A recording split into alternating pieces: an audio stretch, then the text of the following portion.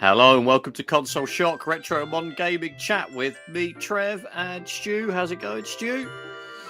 Hi, Trev. Yeah, it's going very well. Very well. Good, good. You were telling me that you've got a new computer now, haven't you? Oh, I know. I've gone to the dark side. You've got a Macintosh. I got an got Apple an Macintosh. Apple Mac. Yeah. So I thought I'd get this, and then I can be all creative, and I can sit in coffee shops and with a fancy go on coffee. the internet, and I could drink flat whites and hold my laptop, which it is good. The battery is amazing on it, and I'm very impressed with it. And it's good, And I was due a new computer anyway, so my old one I've had for 4 or 5 years, and I think now's time to get a new one, which I have done, and it's quite fun to teach myself how to use it. To 2 fingers I show you 2 fingers there. There's the camera. Wait till you get into the using all the gestures. You got 4 fingers and swipe up, and you can jump between all of your windows and all that sort of nonsense. Scroll. Well, actually, scrolling with 2 fingers. Most computers have that now, don't they? It's a fairly standard they do. thing. Yeah, it's quite funny for work. I mentioned to you that I used a PC or a laptop, a Windows one is what I mean to say. And for that, I tend to sort of, I wonder if the gestures that I've learnt on the Mac will work on the PC, and a lot of them do. Oh God, no. Yeah. Oh no, some do, and some don't. But there are other ways of doing things which I'm more familiar with on the Windows. It's funny how much you use those little trackpad gestures now as well, because when I go back, we talked before how I've got a little bit of a collection of old Macs, and I like to use my favourites are like my PowerBook G4 Titaniums, which are from like the early aughts, and it's like obviously they're laptops, and it's amazing how much more clunkier navigating around the OS is with just a very basic. I mean, at the time that trackpad wasn't basic. In fact, it was just pretty much the same as any trackpad. But obviously, there's no. It can't pick up any sort of different gestures other than tapping to click. So you can't sort of you can't use 2 fingers to click to get a right click. You have to sort of press the main mouse button and hold Control to do a right click. You can't scroll up and down in any way using the trackpad. You have to sort of click literally just on the scroll bar like you used to move up and down a web browser window. And you could plug in a mouse, that has a scroll wheel, and then it works. You could do all the stuff then. But using the built-in trackpad, you do appreciate. And this is just a laptop from 2002. So it's not like super ancient, but it's amazing how much more advanced that stuff is now. Because I've got a laptop that's probably 7 years old, and I was using it, and it's still, you go on there, it's still pretty capable. It's an i7, it's 16 gig of RAM. It's still a good laptop for browsing the internet and stuff. But the problem with it is the touchpad is probably a quarter of the size of the touchpad of this MacBook Air. And then you have to literally, it's like a button, and and I'm like, oh man, that's really awkward. I'm not enjoying using this. And it makes it really quite difficult to use compared to my work laptop, which is just a business Dell laptop. And that's got a much bigger touchpad. And then the MacBook Air has got an absolutely huge sort of touchpad. Obviously, some do have bigger ones, but I've got like my old. Well, it's not old, but it's oldish. My MSI gaming laptop. That is most of the time I don't use it as a laptop. It's just sort of plugged into the telly, and it's basically just a normal PC. Really, it's just when often when I go to the in-laws and they're all talking shop amongst themselves, that's when you find a good little moment to go and play some games while they're all doing their thing. But you realise like how crap the trackpad is. This is from like 2018. This laptop's not like particularly old or anything, but like you press the button down and like the whole laptop chassis kind of pushes down with it because it's fairly flimsy. The sort of, I think it is like a very like a metal they've used, but a very, very soft and weak kind of metal. Make basically because they want to make it as light as they can. So that's kind of the route they've gone down. But yeah, like you can't scroll by just using 2 fingers anywhere on the trackpad. There's a specific like corner of it you have to use, and it's fine for short bursts of stuff. But normally, if I'm playing a game, I'll be using a controller, a 360 controller or an Xbox One controller. I won't be using the trackpad really, just for navigating around windows, really. So I don't have to use it too much. But yeah, you wouldn't want to be full time using a trackpad on that thing. Whereas a Mac, I can go all day using the trackpad on it because the trackpads are brilliant. They're really it's sort of designed for that. And I find myself, and I actually went and bought a second mouse. To use on it, and I've set it all up, plugged it all in, or not plugged it all, Bluetoothed it up, and I thought, oh yeah, this makes things easier.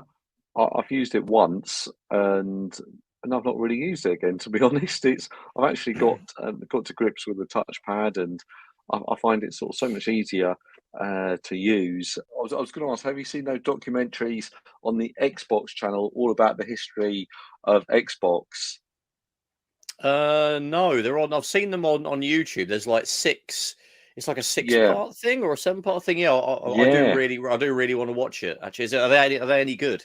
Well, yeah, I've watched the first 2, and I think you'll probably a lot about. I think it was Ed Freeze, and I think he's been on the Retro Hour a while ago. But yeah, I think he was on there, and it was just so interesting how they came about to sort of, come up with the idea of the Xbox. And of course, they had the DirectX, and that led to them calling it sort of the Xbox.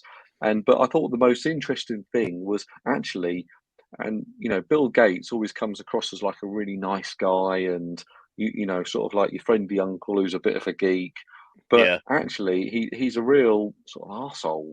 And some of these, if you didn't know everything about, if you're in a meeting in front of him and you didn't know everything about your subject as well as he did, if not better, he would just rip you a new one for a want of a term. But it was just sort of so interesting how they the first 2 episodes are all about the original Xbox and coming up to the launch for that. And no, it's very interesting, and it's really funny actually, because you find that I haven't seen the documentary, so I don't know if they sort of mentioned this, but I do remember from reading like the history of the Xbox elsewhere, in other previous anniversaries that have gone down.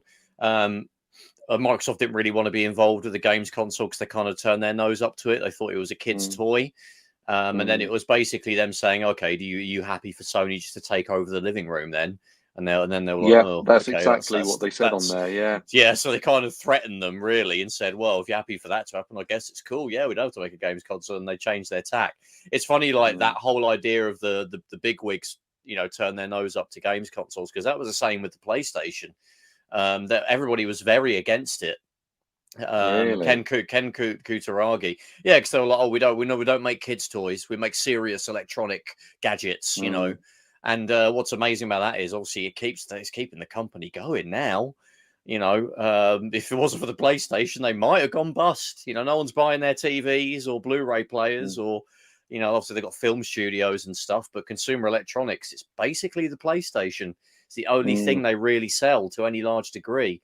So, they took a chance on it, and look where they are. And although you could argue with the Xbox, it's not really Microsoft's primary thing. Far from it, I would say, really. I'd say it's probably 20% of their, I don't know, but 20% of their turnover, because it was funny on this documentary, they kept on showing, when Windows 95 was released and everyone was running into PC World or Best Buy or somewhere and going, "Yeah, I've got my Windows 95. Oh my God. I can't believe it. Oh, the next world of computing's here." And it was just like, hold on, mate. It's just an operating system that's a little bit better than 3.1. I remember it being a big thing. I do remember it being a big thing. I don't remember people queuing up overnight. Certainly not in this. I mean, they kept on showing these videos, and I mean, obviously these things happen because it's all recorded there. But and Windows 95 was a big deal, but I think they sort of over-egged about how excited people were about it. Maybe they were, but when I was 15, I'll give my age away there. I don't think I was. Yeah, so much better than Workbench. I've got to go I get do. myself a copy. I do remember actually. I had a mate who had a PC when I was sort of young, primary school years, early sort of teens, and he was a really, really close friend of mine. Philip is his name. Hi, Philip, if you're listening. He was the only person. Yeah, everyone knows who you are now. Basically, he was the only sort of mate that I knew. Well, there was actually one or two others, but a close mate that had a PC, and that was his main thing that he gamed on. This was like sort of mid 90s, and a half decent PC was still well over $1,000. So my parents had no interest in getting a PC, so there was no way I could play one apart from when I went over to my mate Phil's house. So I used to go over there a lot, and we'd play PC. That was my main PC gaming sort of situation, was going to this mate's house and playing on his. And I do remember when he got Windows 95. I remember him sort of saying, I can't remember if it was at school or something, or if we wouldn't have been at school. I don't think we would have been at school together at that point. I think we would have gone off to different high schools at that point. But anyway, at some point he sort of said to me, I've got Windows 95. I'm going to install it. Do you want to come over? I'm will install it, and we'll check it out. And it was actually kind of exciting, because I'd pick up the odd like PC magazine, I think PC Plus was the one I used to occasionally pick up an issue of. When PC magazines were these huge chunks of like 200, 300 page thing that 90% of it was adverts, but there were these huge things. I remember it was like they were hyping up Windows 95 in these magazines. You'd get like the cover CD would be like, we've got a video of like, the first 10 things you should do when you get Windows 95 installed and all that stuff. And all the letter sections in these magazines would be like, asking about Windows 95 and what I'm going to do, and is it going to ruin my computer, or what top tips to use it and all that stuff. So there was some hype if you were floating around the PC circles. There was hype, and I remember we went around to his house, and he had the sort of CD version. I remember you could buy a floppy disk version as well. Really? Sort of 30 or literally about 20 or 30 3.5-inch floppy disks. But he had the CD version. I think he had a 486 at that time. Might be the Pentium, actually, I'm not sure. But yeah, we sort of installed it at his place. It was really exciting for us, being super nerdy about this stuff. Fair enough. But yeah, as you say, you're probably right. I think in the wider kind of world, I don't think it was like, I don't remember, it wasn't like on the news or like, you know what I mean, But yeah, if you were floating around the PC kind of world at that point in time, it was a big thing. But that was a niche. In those days, I would say, Windows 7 coming out probably back, like God, that was over 10 years ago, would have been more significant to people. Yeah. Right, I was going to say, they seem to be quite excited about new sort of Mac OS systems, and I always remember sort of Windows XP was always a real sort of a big deal, sort of getting that, and then Windows 7, and no one really was too fussed about Windows 8. And all sort of the tiles, and now then Windows 10 came out, and they sort of played Windows 10 up as this is the last version of Windows. We're going to just keep this one here, but of course now they come out with Windows 11, and I did check on my PC. Can I upgrade to it? And the processor hasn't got a certain chip or something in it. So I was unable to, but it sort of goes back to, I think, what they were saying on this documentary, that PlayStation, they went to a load of sort of youths, and all the youth said, PlayStation, that's cool, that's we love the branding, we love it. You go to a nightclub and you play Wipeout, and it's just a really cool brand. And they were like, what do you think of Microsoft? It's boring. And the games they did make, in my mind, 10 out of 10 games. Things like Age of Empires, Microsoft Golf, Flight Simulator, and I don't know, they're the ones that sort of come to mind. Yeah. But that was really sort of the types of games that they made were really, ones you can sit down on your PC and, put a good few hours in. And they weren't PlayStation type games, they weren't action games.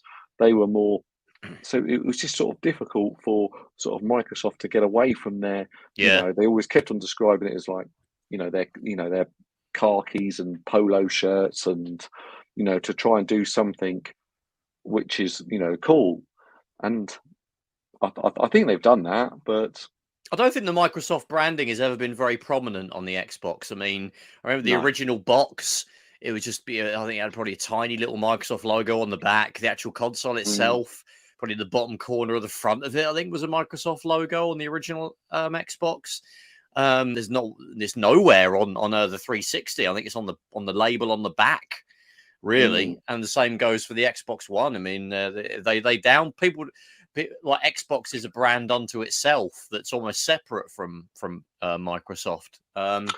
Yeah. I mean, from my point of view is, and you're probably the same, is that I've always felt that Xbox, the Xbox brand, having Microsoft behind it, that it's but there's probably people screaming saying no, but it's going to have sort of good infrastructure, good online play, the servers are always going to be up. Because that's what they've done for 30 years, to a certain extent, and run all that side of stuff. Where you still get people complaining today about the online service on Nintendo. It's so rubbish. You can't do this. You can't do that. You check your speed on there. It's really slow. And then same with PlayStation. It's better than Nintendo. I wouldn't say it's as good as Microsoft's service. I would say because they're a company that did that stuff for a living, outside of gaming world. So they've got all the expertise there already. And a lot of the technologies they developed themselves for networking. And so the expertise was already there to help get Xbox Live up to the high standard it's at. Whereas Sony and Nintendo, they don't know anything about that stuff when they started doing it. They had to hire that stuff in. They were just consumer electronics companies, so they were always at a disadvantage. And I mean, PSN's pretty decent. I mean, in the PS3 days, it was a little bit dodgy. I mean, you could probably argue that it was free then, so you'd take a bit of the jank that sort of came with it. Whereas Nintendo are just absolutely pathetic. They're so far behind to this day. Yeah. I mean, Nintendo Online. I mean, I've got the base sort of version of it because I don't play on. All I play online on that is really like the battle royale games, which I do enjoy, like Pac-Man 99 and at the moment, and I do play like the NES and the SNES games. But to pay like what is it, 35, 40 quid to get the complete version, it's really a complete rip-off. It should have been like 10 or more max, or well, it should have been what it is. Really, it should have been. I mean. When they came out and it was $17.99 in pounds, it's like, okay, that's quite reasonable. And you get these games, they're giving you a bit of this, cloud saving. So potentially they should have moved up to $19.99 and added in the N64 games, because they're just coming out there with a real rubbish service, and I just think it's a bit cheeky, and I certainly won't be signing up for it. And I have played a little bit online, that's sort of Mario Golf and stuff, but you wouldn't try and play, something like a, I don't know, like a real, like Call of Duty, like a first-person shooter. It'd be an awful experience. Yeah. I mean, in terms of like what you get for the money, I think if they had the sort of back catalogue of old stuff, if it was at the level they got to with the Wii, when it was actually a few hundred, old games you could get. And unfortunately, that's completely been thrown away now. They've moved on from the Wii, of course, and they've basically not really got anywhere near to that level. They had dozens of Mega Drive, tons of N64, tons of SNES, NES, TurboGrafx 16, like some arcade games. It was pretty good. Obviously, you had to buy them individually.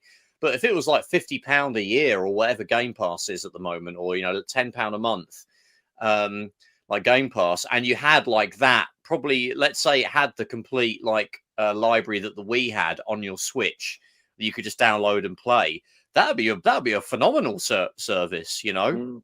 But to get like like a little handful of NES and SNES and N64 games and a fairly poor online service, it's just when you're considering what you're competing against, PlayStation Now, even, and people don't really talk about that, but that's like £23 for 3 months, and you get like hundreds of PS3 and PS4 and I think PS5 games now as well.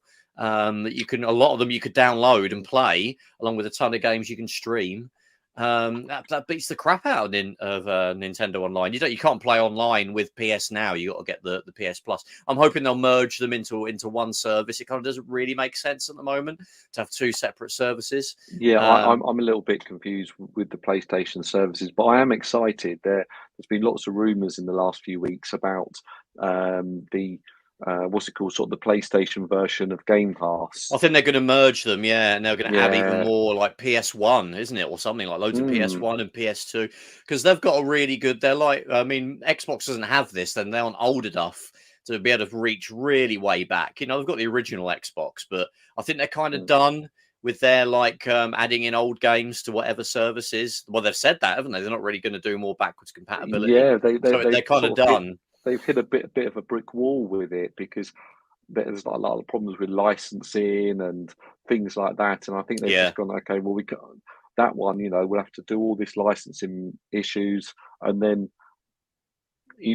so people can play it, but there's probably not really a financial advantage there. And people might not want, the publishers might, actually, that game didn't do too well. It might harm our reputation, so they're just not letting them sort of do any more. But I think they've done a great job with it. But well, we'll see how it progresses. Like I say, hopefully Sony will just combine all of their services into a single sort of flat fee sort of thing. I'll be happy to pay that. But Nintendo, you need to catch up with those guys. You're way behind. But talking of the Xbox, yes. One thing that I've recently sort of done, and you've got a little bit of experience of like sort of this stuff as well. I managed to get a hold of a modded Xbox 360, and I've basically been mucking around with that for about a month now, trying to get everything on it that I want to get. Have you got any experience of those at all? No, I mean, I always felt that where it got to the 360 and the PS3, I thought, well, I don't want to mod it, because they always have the updates, and you want to play on the games online and things like that, really. So I never quite. There was always a threat that if you dared plug it in to the internet, or it somehow got connected, or you put a new game in, that there'll be something on that disc which will just completely brick your console. And so I never thought to myself that the risk was I think it was too much of a risk for me to do it. But I'm sort of interested to see or to hear about what you've done with it. And I think I know the reason why you did it, but it's not just to play sort of knockoffs of Call of Duty and stuff. It's maybe to play the games that you can't get hold of anymore.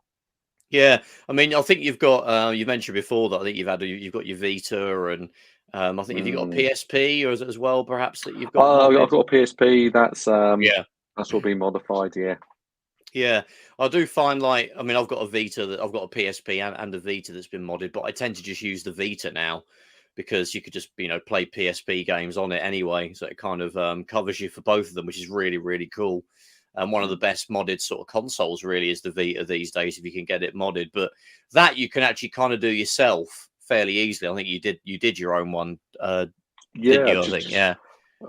Followed the instructions on some YouTube video, and I don't know, I felt about 45 minutes later it was done. It was download this, and I checked it the other week, and it all still works and stuff, so that's good. Yeah, it's basically just adding files, isn't it, really, in the right places and launching them, and it kind of does all the stuff it does, and then you're ready to go. Also, there's a lot of admin and kind of work you have to do to get the stuff on it that you want to get. But it's a little bit different with the Xbox 360 because you can't soft mod them at all. In fact, No, what's it called? A JTAG? there's a couple of different ways. There's a JTAG, which is what I understand. Again, I'm not an expert on these because, again, this is what I bought was already pre-done for me. There's a JTAG or an RGH, and I know RGH stands for Reset Glitch Hack, where something it's to do with the DVD drive, where there was some kind of vulnerability in the DVD drive, like the firmware or something, that hackers found, and they use that to be able to sort of side load in unsigned code, as it's called, which allows you to sort of turn it into basically mod it and run, software that isn't in, obviously software that wouldn't run normally. The PS3, which we actually talked about a little while ago, because we've got a modded PS3. I mean, that I did do completely myself because you can soft mod a PS3, much like you can a Vita.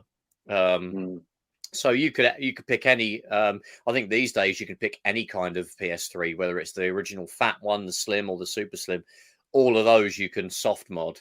I think the older ones tend to be a bit better than the newer models in terms of what you can do and how easy it is. But yeah, you can basically do it yourself. But the 360 is a little bit different. But yeah, I think it's something that I've had designs on for a little while to get one. Obviously the 360's time is now gone, really, in terms of it being the mainline system. And it's not really something that I was really interested in doing when it was the mainline system. The same with the PS3, but now those consoles have kind of moved on, moved into sort of the realm of they're not really supported by the actual manufacturers anymore, and then they kind of fall into the hands of the hackers at that point. I mean, I think they already were being modded. Well, they were being modded when they were the mainline systems, but now, years ago, they were, but now those sort of because the firmwares aren't being updated and the security isn't being patched these days, it's very easy for new software for the modders and coders can make to run on them and to do things that they wouldn't have been able to do back when they were the mainline sort of systems. But yeah, when it comes to the Xbox thing, my real goal was really I was really interested in trying to get as many original Xbox games on there as I can, and basically playing original Xbox games and Xbox Live Arcade. And there was actually like Xbox indie games, that I think got shut down about 4 or 5 years ago. There was an entire store of indie games, which a lot of people sort of forgot about, that people could actually submit it to the Xbox, Xbox Live, and actually, there was literally thousands of these indie games. I mean, a lot of them were kind of very much like mobile phone kind of crap, kind of short experiences, but there were a lot that were quite good, and I didn't actually experience any of them because I didn't even realize there was an Xbox Live indie store until pretty much it had been shut down in like 2017, I think. So I was really so I was kind of gutted to hear about that. But obviously there's a lot of Xbox Live Arcade games that got delisted. Some of them I actually had already got working on my hacked PS3. Things like Afterburner Climax, Outrun Online Arcade, Turtles in Time Reshelled, Scott Pilgrim. That's come out again now. The Scott Pilgrim sort of scrolling beat 'em up game, and lots more besides that. But there was some exclusive Xbox Live Arcade games that are only on the Xbox 360, like they re-released Turtles the Arcade game. On the Xbox 360, so that was delisted a long time ago, so it was cool to be able to play that again. Often it was things like arcade games that got re-released that they had to get rid of, so looking forward to playing them again.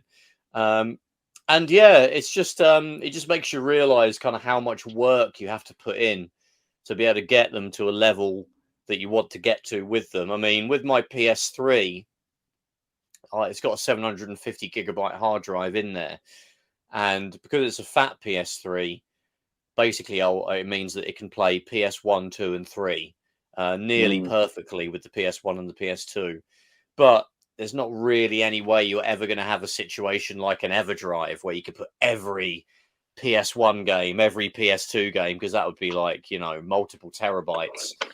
And I kind of want it to be in a way where it's all buttoned up inside. I don't want loads of external hard drives hanging out to be able to have all that library of games. But that's never going to happen. It's also the fact that the PS3 can't have a hard drive bigger than 1.75 terabytes. And people even say, yeah, so you kind of have to, there are ways of like getting like a 2 terabyte internal and sort of partitioning it so it only has 1.75 is actually usable, and then your PS3 could use it. But people say that's it could be a bit glitchy and a bit unreliable to do that. So you're probably looking at a 1.5 terabyte, but even then you're only really going to ever be able to have a selection of the games that you want. But that's fine, you know. So over a couple of years that I've had this PS3, I've just been popping games on over a period of time, really. Ones that it's just got a selection of games that I want to play that are on there, which is about 300 or 400 games I've got on there at this point, PS2 and PS1 and some PS3. So what do you play in actually on the 360, and how would you get a typical indie game actually onto the 360 to play it? So it's got a 2 terabyte hard drive. You can have a 2 terabyte in a 360 internal. So you can get, obviously, again, I knew I wouldn't be able to fit I could put the entire original Xbox library in that 2 terabyte, as long as you cut out like don't put every sports game in, just put the last year that came out, like FIFA 07, Madden 09, you know, and just have that. And then you'll be able to have, you know, then you'll fit them in. So there's a bit of curation you've got to do, but I didn't want to do that because I wanted to have room for the arcade games. But didn't you have all of your Xbox games I remember you telling me you had them all on an original Xbox? Yeah, I've got a modded original Xbox. I didn't have to really do any work on that though. I bought it with everything already installed on it, so just straight away I could just use it. But it was becoming a bit of a pain to have integrated with the other stuff that I have. Like most of my stuff now is just HDMI. I think I mentioned so that isn't HDMI, yeah. Yeah, I mean, well, there are cables now, isn't there, that you can sort of plug in. But I've mentioned as well that I've sort of downsized my kind of gaming kind of setup. I had like a big old like IKEA Kallax sort of unit that I'd adapted to sort of shove like ungodly amounts of old and new consoles, and I've kind of downsized that to just kind of 7th gen and upwards now. If I want to play like a Mega Drive game, I can either, you know, dig out a compilation that's came out for the 360 or the PS3 or something, or I could just play on my RetroArch on my PC. I've kind of come to terms with that now. Having a Mega Drive and a Super Nintendo. In fact, the only one that I have out of like 16-bit era or 8-bit era, I've actually still got out a PC Engine. So because that's tiny, the little white PC Engine. Oh yes, very small. Yeah, and I've got that just goes into the one SCART socket I've got on the TV that I'm using now. So that's fine. That can just sit there, and that covers me for a huge amount of classic kind of games. I want to play something on original hardware. Plus, I've got the Super SD System 3 plugged into it. So I've got, you know, a lot of games that I can quickly access. If I get a big craving to play, you know, slightly more awkward consoles like a Saturn, I'll just dig it out, play it for that one day that I have a craving, and pop it away again. It's just impractical having it out constantly for the odd time. And really, you're covered by RetroArch for that now. PS1, I've got my PS3. You know, I can just play PS1. So I've got my friend who's just picked up, or probably a few months ago. It's one of the Mister machines.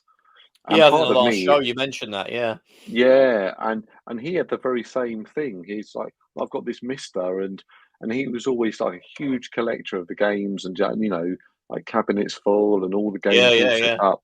And now he just uses the Mister. It's just a pain to get these things configured, though. They're awesome. I mean, I guess you can get it pre-built. Yeah. That's probably, I mean, like going back to my Xbox, it has taken me a month, and it still isn't where it is. I want it to be. I need to kind of redo some things that I didn't do in the right way. But you know, it was a case of the original Xbox, for example. So downloading all the library. Again, I'm not going to tell people where you can do that. Google it. I don't want to get us in trouble. Yeah, I mean, it's around 2 terabytes. So even with my internet, is it the Pirate Bay, Trev?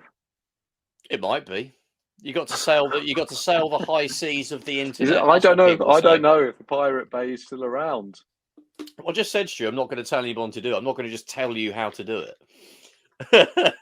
No, just give me a clue. What is the first step? So, www. Yeah. Carry on. Give me a link. Put a link. Give Put me a a link link. in the description. Link in the description. Yeah. To be fair, there's people like YouTubers that flat out tell you exactly where to get things. So I guess people shouldn't be too afraid to do it, really, I guess. But so yeah, basically, first step, I had to go and get all of the original Xbox games. But it's not just a case of getting the disc ISOs, the sort of the clones of the original DVDs. I mean, there's a way you can do it where you can just get every single Xbox game on disc and use the Xbox 360 to rip the game off the disc. But that would take an ungodly amount of time. And I haven't got every original Xbox game. So that isn't going to happen. So it was a case of getting all the Xbox games downloaded from somewhere, but also getting hard drive ready versions of those games. There are places where you can get ones that are already pre-prepared for you. So you need that, not just the ISOs, ones that are basically where each game is a set of folders, because that's how they will run on the Xbox 360. Right. Okay. So there's that. So once you found a place to do that, you got to download it, and then that will take you. I mean, it took me. It took about a week to download with it on all day, every day in the background. I had to kind of dial down the amount of bandwidth I allowed this download because obviously we're working at home. So I had to we've got really good internet at home. So was your girlfriend sort of like, hold on, Trev, I can't watch Selling Sunset. And can you please stop these downloads of these old games? And you're like, sorry, I need them. Yeah, I mean, I have other stuff that I like to do that's internet related, so I couldn't just like bang, have it completely killing our internet. So yeah, I mean, obviously there's that to consider. So I had to dial it down, to a speed that would get it in a half decent amount of time. So that meant it took about a week. So there was that, and then I went through and kind of thought, well, I'm not going to. I don't want to put every game on this modded Xbox. So I went through and I kind of curated it. Deleted all the games that I know I was never going to play in a million years. I mean, there's about 900 Xbox games. So that cut it down to about 400. Ones that I have a vague interest in, as well as ones that I know I really like, and always have liked. To be honest, for anybody, most people probably have a dozen games for each system that are the ones that they absolutely have to have, really. Yeah. But, I whittled it down to about what ended up as being about a terabyte. So there's that. So I got those and I stuck them on an external hard drive. Actually, no, unzipped them. So these all came downloaded zipped. So not only did I need a terabyte to store the zipped files, I then needed probably another terabyte, from maybe more than that, slightly over a terabyte, to unzip them. So there's space to have the unzipped files. So thankfully I've got a big 4 terabyte external hard drive that I use for these kind of, tasks. So I unzipped them, but then we're talking unzipping 400 plus files that are about a gig each. Now, I had my Mac Mini doing that in the background. That took about 3 days to unzip 400 files. Just let it do it in the background. So you can see how much admin you've got to do to get this. Did you have to warn your local electricity supplier that you're going to be using a lot of hard computing would be going on, and you'll be needing more power? Would that need more? How does that even work? I'm thinking about bitcoins and all the processing power and stuff like that, and all the power it's drawing down. And, that's probably a better use of a computer, really, isn't it, than unzipping old Xbox games? If we're being honest, I can't believe it. So you're already getting, you can build a picture. I'm painting a picture of how long this whole process takes. So then you got that. It was a bit different with my PS3 because I did everything kind of piecemeal. Because I knew I wasn't ever going to fit all the PS2 games, all the PS1 games. Most of the time I was just downloading an ISO individually each time I wanted a game.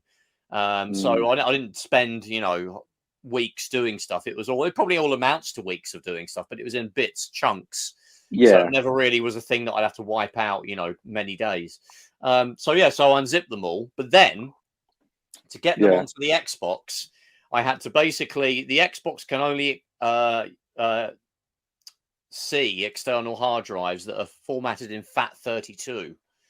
So, and a maximum of 2 terabyte. So I had to get a blank 2 terabyte drive. And then once I've unzipped all of the Xbox games on the big hard drive, copy all of those 400 unzipped folders of Xbox games to a 2 terabyte drive. That also took a few hours. So that's done. So once that's done, I can pop that into the modded Xbox 360. And then copy all of those 400 files into a location. You could just make a folder on the hard drive of the modded Xbox called OG Xbox Games. It's really straightforward. That bit's straightforward. And then copy all of those folders from the 2 terabyte drive that's now plugged into the modded Xbox 360. Plug that in. Copy those files over to the internal hard drive on the Xbox 360. Now, bear in mind that the 360 only has USB 2.0, so it's a lot slower than a 3.0 transfer would be. And we're talking again, nearly a terabyte of stuff. So I had to basically leave the Xbox 360 on overnight, transferring these files. And sure enough, when I woke up the next day and checked it, it said error. So it's not verbose at all. It doesn't say this file didn't work. It just says error. So I don't know if the whole thing is buggered. I don't know if one game didn't work. I don't know if one little file. So that's the stage. Is that the stage you're at now? No, I managed to. I thought, you know what? I'll do them in chunks because I don't know if it was it just lost the connection to the hard drive for some whatever reason. So I did them in chunks. So I had to kind of babysit it a little bit more. I'll do 100 here and then let it do its thing, and I'd sort of keep an eye on it to make sure it doesn't die or turn it. So make sure you turn your Xbox auto shut off. That was a mistake I made the very first time because it turns itself off after an hour, regardless of what you're doing. If it's idle, it's not idle. It was copying files, but I wasn't like using the joystick or doing anything, so it thought it was idle. It turned itself off. I had to turn that off and do it again. So I did it again. But eventually, after doing it in waves, I got them all on there. In fact, actually, on the very last wave, it said it had error. But to me, it looked like the folders transferred. So I thought, bugger it. If it's one game that doesn't work, I'll come across it at some point. I'll fix it at that point. So that was that. And the next task was to get the Xbox Live Arcade games downloaded. So there are, again, places in the dark corners of the internet where you can get a complete download of all of them. And that amounts to about a terabyte as well. But again, I knew I was going to curate that. I didn't want every game. I was probably going to just take a few hundred, out of that. I can't remember how many there was in total. About 800 again, I think, Xbox Live Arcade. I probably would only want a fraction of that I actually wanted. So again, another big download, but not quite as big. That took a few days again. And again, there was a process of unzipping them again. That took a few hours. And then it was getting them onto a hard drive. Again, that was another few hours. Getting them onto the Xbox, that was another few hours. Again, you just make a folder on your Xbox 360 or just call it, Xbox Live Arcade. Stick all the folders in there. The games are just folders, basically. Each game is a separate folder. And that was that. And there was the same process for the Xbox Live Indie, which was a lot smaller. That was a few hundred meg. So that was that was the fastest. And then you have a custom dashboard, it's called, on the modded Xbox, where you use to navigate all of the stuff that the modded Xbox can do, all the library of games that you've installed onto it, which I was doing. In the case of the one I've got, it's got something called Aurora Dashboard, which you may have heard of if you ever watched any kind of modded Xbox stuff. I haven't heard of it, but I've watched a few Modern Vintage Gamer. Yeah, he's on a few videos. little... I'm sure he must have talked about it. Yeah. So that was already pre-installed. I didn't have to do any install that. It was basically all the modded stuff was already there. It was just the content wasn't on there. And then you can use that, scans the hard drive inside, and it actually creates a big gallery of all the games that you've got that you can navigate through. It even gets the cover art for each one. Oh wow. So that's the point that I'm at. Basically, if you've got hundreds of items, which I have, like nearly 1,000 items, it can take it several hours to scan. and make an entry for each one.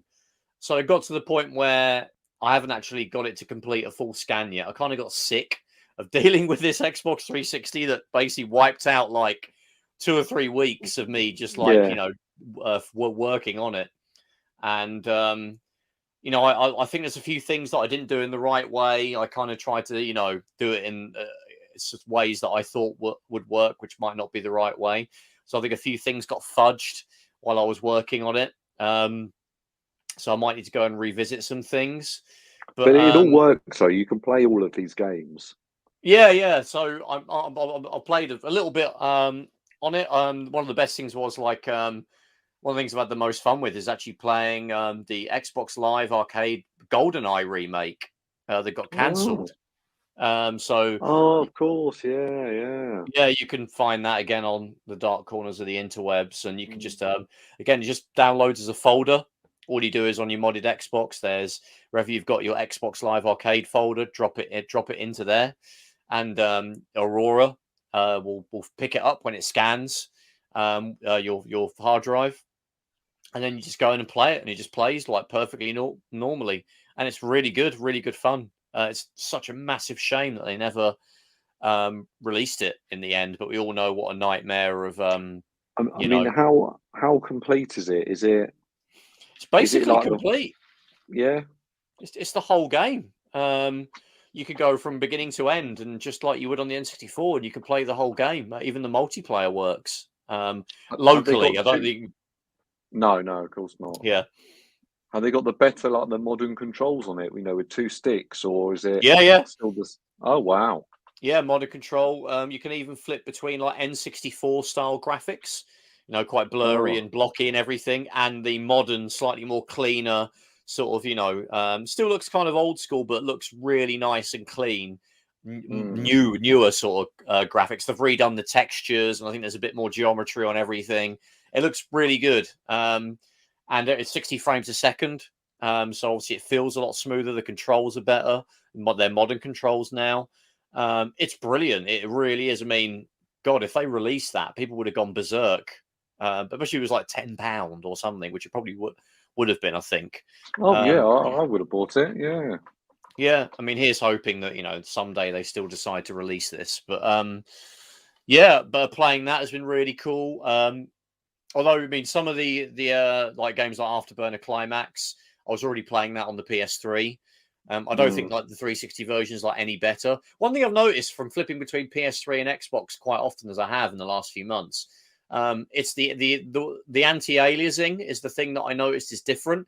It's a bit sharper on the Xbox, whereas kind of it's a bit more like it adds a layer of Vaseline over the screen on the PS3 on a lot of games. But yeah, things like Outrun on online arcade is brilliant. Again, I think the PS3 version is identical to the Xbox. I don't think they were very demanding games. They were kind of 6th gen, they're running on sort of 6th gen technology, really. So they look brilliant on the Xbox. But yeah, I mean, the modded Xbox, there's plenty of places on the internet that sell them. I mean, I did try and see if I could find someone that had one that would have all this stuff already preloaded. I couldn't really find it, and anybody that did have that. Yeah. So which model is it? Is it? It's not a 2006 one or anything, is it? No, it's a slim. Oh, okay. Yeah, 360S. I was going to say, what would have made that story brilliant is you said, I spent 2 weeks doing this, 3 weeks doing that, and then I've got it running and it red light. Got 3 red lights of death. Can you imagine that? It'd be like, so I was thinking about what would be the best Xbox to install all this stuff on. So I thought I would go with the launcher model, the 360 core. Yeah. That's what I would have done. Yeah. I mean, at the same time, it's funny you should say that because I have got the PS3 that I've got modded is the fat PS3, which is the one that's less reliable. But at the same time, I mean, I think it's got to a point now where it's well understood what causes those to fail. Apparently, the main culprit is the capacitors. And I mean, I know a couple of guys in the UK that repair consoles, and they do a big part of their business is the PS3. So I'm not too worried about it now. I tend to, if it fails, I'll probably just end up. One of the guys that fixed my original Xbox, it had the clock capacitor issue, which you might be aware of, where the clock capacitor leaks and basically stops it from working. My modded Crystal Xbox had that issue, but I sent it off to this dude. I think it's Will's Console Mods is the name of the chap. Right, okay. Hi, Will. If you're listening, a guy based in Kent. Yeah, based in Kent. Really cool dude. If he's based in Kent, you love that. Solid guy. Oh, absolutely, yeah. It's really. Is he a Welling fan? He should be, right? Kent is a Welling United hotbed, I would think.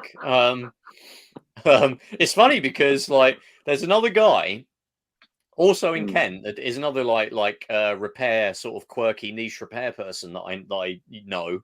I mentioned before that I collect sort of football shirts. The trouble with collecting old football shirts is that if you have ones that have printing on, the printing gets old and peels off because the printing they use these days is crap. There's this guy that repairs old football shirts, Football Creations, he's called. Not just the printing, but if you've got the club badge is coming off because it's an old kind of 90s shirt or a late 80s shirt that has like a felt kind of puffy material that just breaks over multiple years of washing and everything. He actually even fixes that stuff. Oh, wow. So, yeah, I mean, I sent him, actually, weird enough, I've got a basketball shirt where the name and number had peeled off the back. And I sent it to this guy and he heat pressed it back on. So what's the name of this guy? What's the name of this guy, Will? Is it Will's Console Mods? If you Google him, you'll pick him up. But yeah, he repairs PS3s as well. So I mean, he fixed my Xbox. It works perfectly now. Really cool dude. If my PS3 fails, I'll be able to send it to him, and he'll probably be able to replace those caps. And you know, I'm sure people will be saying, "Oh, just do it yourself. Learn how to solder." And yeah, but nah. Yeah. I'm happy to pay someone else. Exactly. Yeah, literally, if you Google him, you hold on. You've got a review on here on his website. Yeah, I think I probably left after review. Yeah. He's got a page of all his reviews. Yeah. Fix my non-functioning OG Xbox. Yeah, it's now working perfectly again. Very well priced and super quick turnaround on postage. Yeah, very highly recommended. I sent it to him. Yeah, he kept in touch with me on Facebook and said, "Oh, I'll fix your Xbox," and he sent it back to me. Got it back a couple of days later. It was amazing. He's from Folkestone. Yeah. There you go. Yeah, that's the town next to Dover. If people didn't know. Oh, people know that, surely. Well, I know. Of course, they will go. Of course, give our audience some credit, mate. Yeah. Got the M20, the Folkenator. Yippee-ki-yay, mother Folkestone.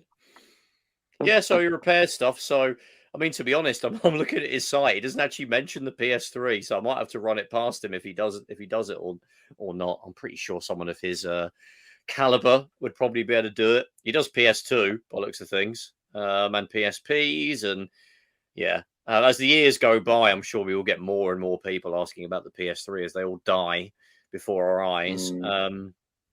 But yes, would really recommend that dude. He mods consoles. He sells pre-modded consoles as well. As I was sort of saying, like the PS3, the irony there is I'm using like the most unreliable version, but it's also the fact that the most unreliable one is the one that can do the most stuff. It's got the PS2 back compat. And you know, it's just the best one to give you the fullest range of stuff you can do with it. And I just like the fat PS3 generally. I want to get more of them. I bloody love them. I want to get like the colors that we didn't get in. I'm turning into that guy. I don't know if do you watch Mystic? Who's another YouTuber, mainly PlayStation based. No, he's a really cool dude. He collects like PlayStations, and he recently did a video about how he just keeps getting fat PS3s, and he's got a shelf where he's got them all out. But yeah, I want to get like we only got the 20 the 60 gig semi back compat fat PS3, whereas and we got the 80 gig one a bit later. But in Japan, they got like a silver fat PS3. They got a ceramic white. Yeah. PS3. They got the Metal Gear Solid 4 gunmetal grey one.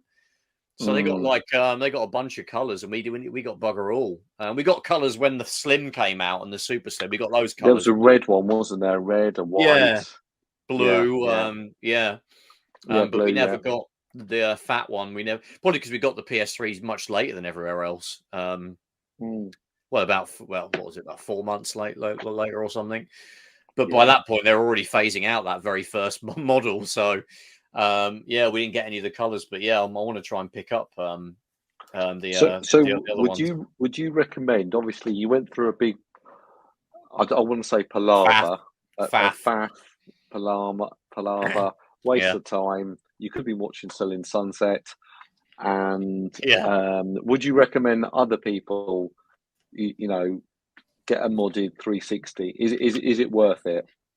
It depends. I mean, if you're willing to put the work in, and that is like I kind of am, unfortunately. Yes. Well, there's kind of different uses. I mean, really, isn't there? I mean, I was going for a ridiculous, like, over the top use, but if you're just looking to put a handful of, OG Xbox games, maybe some 360 games, you want to try some of the Xbox Live Arcade games that you weren't able to. I mean, you could do that in a matter of a day, a few hours of a day. You could set that up. In a matter of a day, you could very easily set that up. And get going with that without going through all the rigmarole that I did, and that would be very easy. Or if you could just find someone that sells one to you with everything set up for you, you probably have to pay a bit more, like £200 or £300. But if you're happy to pay that to get the setup that you want, I think it's worth it for that.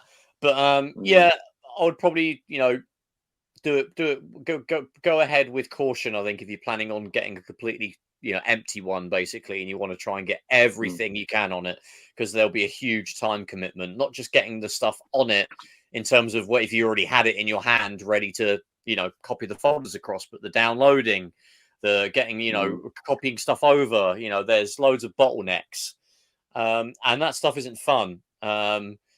Whereas and to be honest, if you're not bothered about what kind of, I mean, if you, in terms of choosing between a 360 modded or a PS3, what would I mean, you didn't ask me that, but I'm going to answer that question anyway, because people might be thinking, I'd probably say a PS3 might be a better bet, I mean, they mostly got the same, like, arcade games, like Xbox Live Arcade /PSN. Yeah.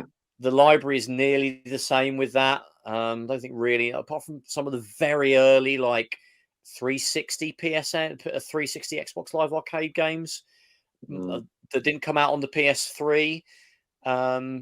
You're not really missing out. And then you've got like PS1. Obviously you're never going to be able to play that. Well, okay, there's emulators you can put on a modded a modded Xbox, 360, but they don't run that great, and this could be quite janky. Whereas a PS3, they run perfectly, and you've got basically a wireless PS1 controller, for all intents and purposes. And you've got PS2, one of the best, greatest consoles. Not my personal greatest console of all time, but it'll probably be in the top 5 of anybody's list, right? As with probably the PS1. Yeah, as with the PS1. So you got the 2 greatest consoles ever made. It just runs those games. And you can I mean, the only issue with the PS1 games is you have to get them in bin and queue format. You can find, again, dark corners of the internet. That's a DIY shop, isn't it? But yeah. You can go to B&Q to get the bin and queue. So, I mean, there's obviously still work that you need to do. Or you can rip your discs to the PS3 as well. There are tools you can install. And it's also the fact you could just go and buy any old PS3. Preferably as one of the fat models, which actually getting a bit expensive, but you can just go and buy one and you can mod it yourself. You find a good guide on, like you did with the Vita. There's loads that are out there, and you can do it yourself. You haven't got to solder any chips in or do any weird, like the Xbox 360. You've actually got to tinker with the actual physical hardware. You've got to do some install chips and do soldering. You haven't got to do any of that with the PS3. You can just pop in, even like the hard drive, if you want to put if you want to get a bigger hard drive than the ones that were available for the 360, you've got to like mod a hard drive. You can't just plug any old slim hard drive in. Whereas a PS3, it will just take a laptop 2.5-inch hard drive and it will format it for you. You could put any old one. There's a limit. Like I said, you probably should stick to about 1.5 terabytes max. But get a 1.5 terabyte out of any old, like, 2010s or late 2000s hard drive. You can get them on bloody CEX sells 2.5-inch hard drives. A 1.5 terabyte would be like 30 quid. And you just pop it in your PS3. It'll format it. You've got, the world is your oyster. And there's even like on the PS3, there's an app on the modded PS3 called Package I. There's something on the Vita called Package J, which basically is the entire library of PSN, like pirated, basically. You could download them straight from there, straight to your PS3. So you could do that with Package I. So you haven't got to go and even go to it. You don't even need to do work on another computer and then copy things across. Load up this app that you can pop on your PS3, find the games you want. Or you're limited to what was released on PSN, admittedly. It's not every PS1 game, every PS2 game. It's what came out on PSN, which is still huge. And you can just download them straight onto the PS3. It certainly sounds easier on the PlayStation 3. Yes. And that goes back to like the first 10 minutes of this sort of podcast where we talked about actually with the original Xbox, it was pretty easy to mod and you could do whatever you want with it. It seemed you could soft mod those as well. Yeah, you could soft mod an OG. Yeah. I think Microsoft came out and said, okay, the 360, right?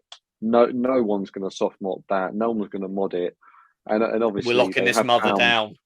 Yeah, exactly. And still, 16 years later, after it was originally released, you've got to. It sounds like you still need to do a physical mod to it to actually get into it, rather than just going, I don't know, stick this USB stick in and hey presto, you're in. It seems like a huge sort of challenge to do. Yeah, I mean, I'm a fan of the OG Xbox and like the Xbox Live Arcade game, so I'm for me it's worth putting in all that effort. And not being funny, there'll probably come a day when they just switch off Xbox Live Arcade for the 360. I know they're a little bit better than perhaps PSN because they have a mechanism for selling 360 content on newer Xboxes. So a lot of those arcade games that work on the Xbox One will probably go on being sold for a long time to come. But there'll be ones that will just get delisted. There'll be so there'll be a time when that'll be the only way to play those games. And the same goes for the PS3 we saw what happened with PSN for the PS3 and the Vita. It was going to get shut down, and it will get shut down. I know they said they're not going to do it now, but probably next year they're probably going to try it again, and they won't. Talking about that, they're not shutting it down, but you've got to jump through lots of hoops to actually get money onto it. You've got. Oh God, it's horrible now, isn't it? I can't quite remember the process, but. I did it recently. I'll buy this and press buy, and then you download it. You've got to do this, do that. Buy. There was one game I wanted to get, Virtua Striker, which came out on PSN in Japan. Didn't come out in Europe, but so I had to go on I had to buy a Japanese. Well, it's not quite the same as getting just any old PSN UK game. It's not that dissimilar actually. But I had to go and get a PSN gift card for about the amount that I had to spend to get this game. And then you go onto your PS3. You can't go on to the online shop anymore on the web because you can only buy PS4 and 5 stuff on that. You have to go onto the really horrendously slow PS3 store, redeem the gift card, add that to like your wallet, and then go and buy the game and then download it. And it's just really janky. You've got to use gift cards, and you can't. I think to get to. Or you can load up your wallet, but you have to do it on the PS3. You've got to it's just crap. And there's it doesn't sound simple. It doesn't. The PSN store was rubbish when the PS3 was the main console. It was really janky and slow. The Xbox 360 had you weren't really you're opening a website on the PS3. That's the thing. Whereas on the Xbox 360, you were browsing a really well-built application that just pulled in data from the store, but the application itself, displayed the images and everything. So it was tailored to the the abilities of the PS3. So it's super easy to buy a game, on Xbox Live Arcade. I don't know, did you buy a lot of games on Xbox Live Arcade or? Yeah, no, I bought loads on there, and I remember, the whole points. You had to buy your points cards, Oh, good, yeah. So I got rid of that. Yeah, and that was always a little bit sort of ridiculous. But I mean, I must have. I think you go onto your PlayStation now, you can see all the games that you bought. So I mean, I had Sensible World Soccer on there. I had Uno and Pac-Man, and I'd good for you. Good for you. Yeah, and it was easy to navigate and download stuff. But the PS3, you were basically opening a website, so there was loads of like JavaScript in the background and various XML and all kinds of code and scripts running in the background. And it's just like the poor Cell Pro processor, the one that Ken Kutaragi was like, this can like start wars and is like more powerful than 50 supercomputers, could barely run the bloody store because there was so much crap on it. That was it. I mean, I've talked before, and I'll say again, like the PlayStation, it was so annoying. Like the store, and when you got games, you had to install them. And sometimes, if you download large patches from online, you could put a game in and go like 2 hours later, and that's probably quite normal now for some games. But then it just felt like, oh man, I just want to try this game, and I've got to do all this bollocks. And when in reality, on the Xbox 360, you put the game in, plays. Yeah, there's like a game on PSN I want to buy now, but I'm on for the PS3. But I'm not sure I want to go through the rigmarole. I want to get Raiden 4, the shmup, which is I mean, it came out for the 360, but only in America, and you can't use this region locked, so you can't play it. Oh, really? Oh. It's on the Switch, but it costs more on the Switch. But you get it on the PS3, it's like £8 or something. But the trouble is, I'll have to go through all of that rigmarole now. But then part of me's like, well, I probably should try and get it sooner rather than later because they're going to shut that shit down in another year, and then it'll be gone. But yeah, because I love that game. So I've got to load up my wallet or get a gift card, and then the gift card then will load up my wallet, and I've got to go onto the web, the store on my PS3. So what do you think the reason is? They just want to do this, so they go all the years time. Well, no one's using it, so yeah. Which is, to be fair, it's probably not too far from the truth, right? Most people aren't like us, They, I've got mates that I've got a mate of mine, Mike. Hi, Mike. I keep referencing mates, but none of them listen to this shit. But hi, Mike. He's like big PlayStation fan, and he's like like most people that play video games. When the new gen comes out, basically I don't know if he's done this time around, but he's got a PS5. I'm sure the PS4 has gone that day went straight in the attic along with all the games, never to be used again or to be taken to CEX. The same happened with when he went from PS3 to PS4. The PS3 just sat and gathered dust, and that was it. He was done with it. That's what most normal people do. It's only weirdos like me and you who go back and play like Dead Space 1 15 years after it come out, or want to play some weird stupid Xbox Live game that no one cares about anymore. What were you telling me the other day? Oh, you got to pay Terminator Salvation. It's really good. Oh, I completed that. Yeah. It takes about 6 hours. You'll love it. It's a third-person cover-based shooter, and it only takes 6 hours, so you'll be able to nail that. But yeah, it's just for the most part, they've got a point, really, is what I'm saying. That and it's just really they want to I don't know how these stores are run. Is there just is it a big room of huge servers that run the store that are taking up room, and they want to turn them off to, or is it just like some virtual machines that run inside, the ones that are running the PS4 instance of the store, or I don't really understand this stuff. But I don't know. But I'm sure there must be a cost involved to hosting all of this, and keeping it all running and things like that. And it's the fact that they want to close it down, even if it makes them, I don't know, £20,000 a day across the whole world, and they're going, well, that's the amount of admin that we have to do that it's just too much. I don't know, but I don't know. I spoke to my girlfriend about it, and we had a discussion because she used to work at PlayStation.